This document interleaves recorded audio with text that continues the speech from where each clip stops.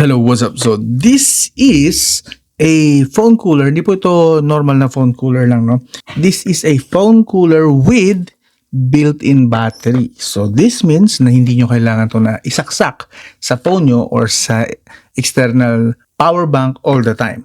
Meron po siyang sariling battery. And na-curious ako rito kasi yun yung medyo problem sa previous na mga phone cooler na na-test ko. Kailangan pang extra wire. So, what about total hands-free? Walang wire, walang nakakabit na wire, kaya niyang palamigin ang phone. At gaano naman ka-reliable yung mga ganitong klase ng smartphone. By the way, this is, hindi po ito sponsored. Nakita ko lang to, nahanap ko lang siya na ganito siya.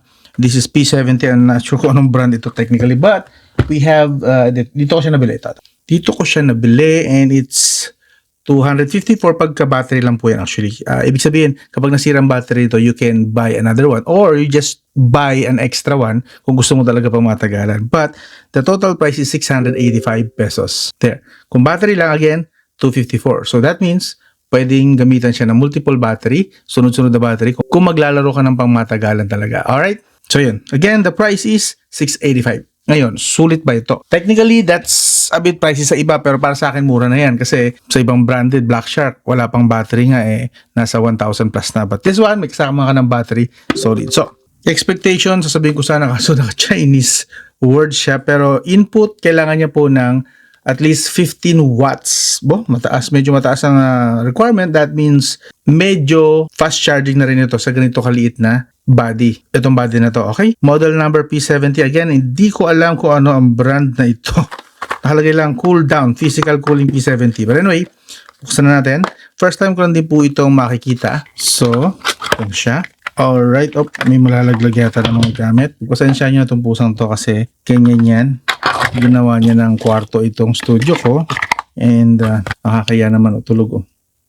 Oh, nakaka-istorbo kami. Yak. Ang dumi ng po. But anyway, continue tayo. Okay, babayaan natin siya. Let him sleep in peace.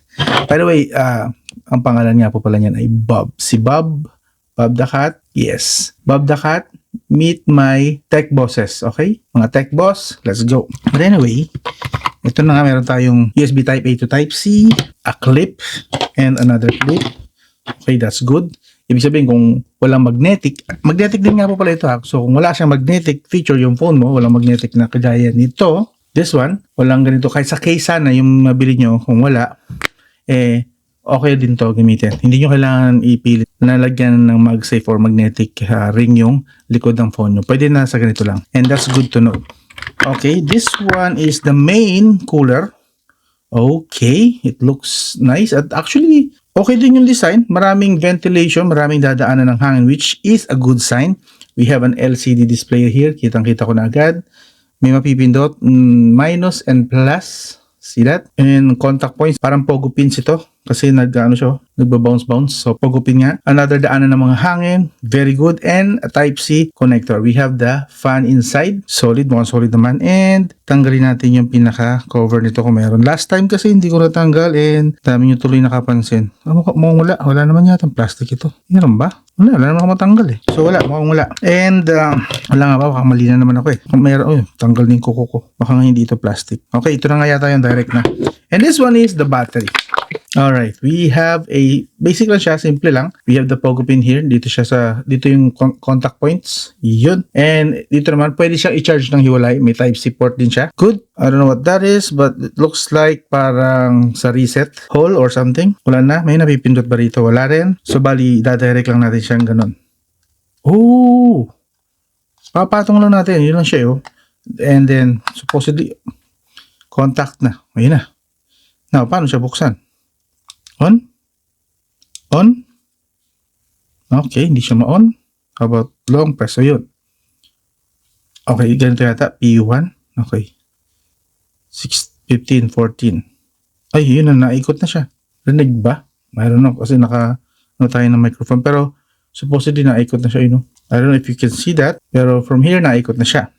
Good. So, tabi muna natin to. Dito sa test na to, gagamit tayo ng Poco GT30 Pro. Yes. As you can see, nandito pa rin sa bahay ito. Dahil ito ay gustong-gusto na ng anak kong gamitin and sa kanya na talaga yan. Ito ang Infinix GT30 Pro na to. Dito yata. Ayun. And the other one here, pag ganito. Oh, kailangan mag-lock siya papunta ron. Alright. So, ilalagay natin dito sa likod. Mamaya. Okay. That's nice. Mamaya. For now, ang gagawin ko muna is i-overheat ko muna tong phone na to using or by playing games like this one, Genshin Impact. So, we'll see kung ano mangyayari. So, huwag nyo na pansinin yung gaming style ko. Basta ang purpose lang natin dito, mapainit or uminit yung mismong phone. Teka, nasan yung... Please don't kick anything, Bob. Fast forward na natin habang naglalaro ako. Painitin ko lang muna. Currently, nag-start tayo sa 33. 133 na yung pinamay. Current lang pa na ito, hindi pa tayo naglalaro. So, nag-start tayo sa 33. Okay. 33 na yung pinakamainit and dito yun sa harap. Oh, 34. Uminit na siya. Nag-start siya uminit. But anyway, balikan natin. Paakyatin natin ng 40 pataas. Da-download pa pala. So, skip na to. Okay, since matagal yung download ng Genshin Impact, kinwit ko na lang kasi 34 gig pa daw yung da-download niya. This one, 5 gig lang ang kailangan download. So, yun. So, ipa-max out ko na lang yung graphics card and FPS if ever. Kung kaya, yung pinaka-max na kaya niya or supported ng game na to. So, sa graphics, we'll go sa customize, smooth, we'll go for ultra extreme. Okay. Pag nag-balance kasi tayo, napapasok sa extreme lang eh. So, I'll go for ultra extreme and i-akit natin ng colorful. How about in anti-aliasing? Taas natin. Asagad natin yan. Naka-enable lahat. Apply. So, yun. Nakasagad yung anti-aliasing sa 4 times. See that? Alright. So, saan tayo papunta? Currently, umakyat tayo. Umpisa pa lang tayo ng game. 42 na agad. Nice. Okay, magandang sign yan. Ibig sabihin, 42. Ibig sabihin, may palalamigin tayo ng cooler na ito. This one. Kuha muna ako ng weapons. Kaya po siya mabilis kayo mag-ginag nga pala. Bakit tayo? Init. Sinagad ko po yung anti-aliasing sa times 4. So, napaka-demanding po niyan sa graphics. So, that is why medyo mabilis ngayon itong iinit. Pero kita nyo naman, ang smooth naman nung graphics na nakikita natin. Weapons, please. Yun. And now we have weapons. So from here, we have 43 degrees Celsius. Now, kakabit natin saglit ito. Here, yung pinakamalapit na mailalapit natin sa camera. Kasi usually yan dito sa tabi ng camera yung CPU. Ayan. So, nandiyan na. And next ay... Oop, may kalaban. Tinamaan ako dun ah. Alright, hindi ko na on. Wait lang. And now, let's turn on. We have P1, P2, A1. Okay, meron tatlo. 26 degrees. Again, from 43 degrees Celsius kanina. 44 na actually. Wait natin ng a few minutes. Lagay tayo ng timer kung gaano kabilis niyang stopwatch tayo. Stopwatch. From here, let's go. Bagong labas na phone, gusto mong malaman specs, features, presyo, di ka malilito riyan. Sa bawat review, malinaw at totoo. Tech simplified, di ka na maguguluhan bro. Basta smartphone, kami ang bahala. Kahit budget o flagship, lahat may tala. Yung panalo. So Victory finally, belongs to us. 44 talaga. Hindi siya ganun kalakas. Hindi ganun kalakas itong ano nito. But, at least hindi na tayo lumagpas ng 44. Pero still, that's disappointing. Malamig naman. But, pero in fairness hindi naman ganun kainit dito sa likod. Sa likod ay 42, pinakamainit natin. I guess that's okay. And basa-basahin ko na muna itong manual niya kung anong nangyayari. By the way, kung nag-go-wonder kayo, ang temperature dito is, room temperature natin is 29 to 30 degrees Celsius. Okay, 29 to 30 degrees Celsius. Yes. During gaming, every time na nag-gaming test ako, hanggat maaari, naka-off ang aircon dito sa studio. So, yeah, that is why ganyan ang temperature. For one last time, base kasi rito, yung P2 dapat ang ginagamit ko, strong cooling. So, this time, hindi ko na siya ililipat-lipat sa P1, A1, and P2. I-fix natin siya sa strong cooling. So, AI mode pala yung constant temperature. So, Hindi natin gagamitin yan. Didiretso tayo sa P2. Strong cooling lang tayo this time. Alright? So, let's go. Yan. P2 tayo. Dahil yun daw ang pinakamalakas niya na mode. Pinakamalamig. Try natin maglaro ng straight 10 minutes. Tuloy-tuloy na natin para tingnan natin kung kaya niya i-maintain yung below 44 kasi 44 yung pinakamataas natin na temperature na mas mababa. Okay? So, nag-start tayo ng 36. So supposedly, kagaya kanina, i-expect na natin na akit niya ng 44 after 3 to 5 minutes. Pero hindi na natin gagawin yun. Diretso na agad dito sa mismong cooler. Diretso na agad. Tingnan natin kung aakyat pa rin siya kung nakakabit yung cooler and nakapito na tayo diretso. So let's go. Bagong labas na phone, gusto mong malaman specs, features, presyo, di ka malilito riyan. Sa bawat review, malinaw at totoo. Text simplified, di ka. Okay, so far sa ngayon, mag-almost 10 minutes na pero hindi ko na siya nararamdaman mag-warm. So I guess mas maganda pag maggagamitin nyo pala ito is start kayo agad.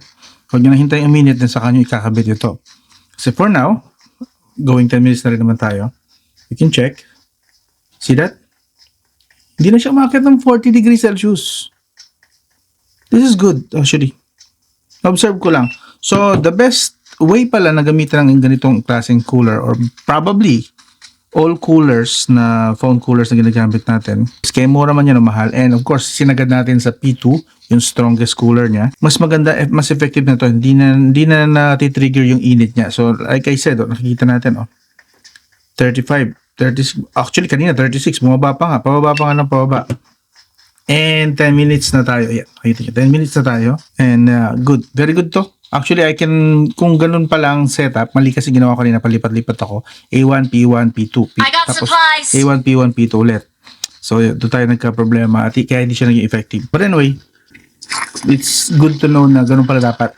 Pag mo nang hintayin uminit, then saka mo lalagay yung cooler. And then, of course, isagad mo na agad yung cooler. If gusto mo lang naman. And right now, nasa battery na tayo. So far, okay naman. And so, mukha naman makunat yung battery. Ang ayoko lang sa battery is walang indicator kung ilang percentage na lang yung kanyang charge. So that part is para sa akin is medyo confusing, especially kung medyo napapraning ka kung ilang oras pa or ang gagamitin mo. So yun.